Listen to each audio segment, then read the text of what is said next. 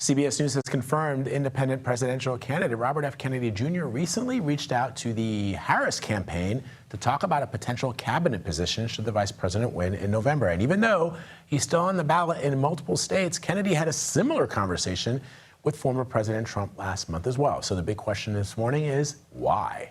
Let's bring in CBS News campaign reporter Allison Novelo, who's joining me from Washington. So yeah, a lot of people scratching their heads over this, Allison.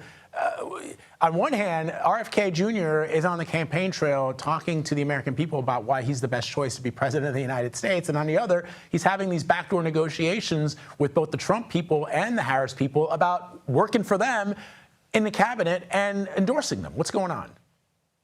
Hi, Vlad. Yes, multiple sources confirmed the Post reporting that RFK Jr. attempted to meet with Vice President Harris last week to discuss a cabinet position within her administration.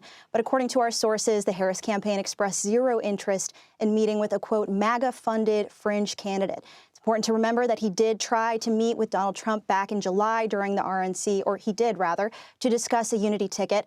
After the meeting, Kennedy took to X to try and dispel any rumors circulating about him potentially dropping out and throwing his weight behind Trump. But just yesterday, the Kennedy campaign told CBS News that the independent candidate would be open to meeting with both Harris and Trump to discuss a unity government. Though it appears Kennedy did not appreciate being rejected by the Harris campaign, because this morning, Kennedy posted on X and said that his uncle, RFK, and his father, JFK, wouldn't recognize the Democratic Party today. And he said he had no plans to endorse Harris.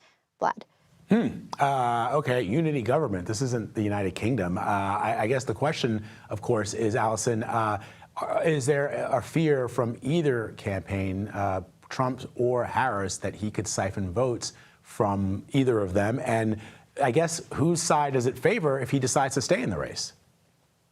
Well, Kennedy has repeatedly told reporters that he believes he is attracting voters from both the Democratic Party and the Republican Party.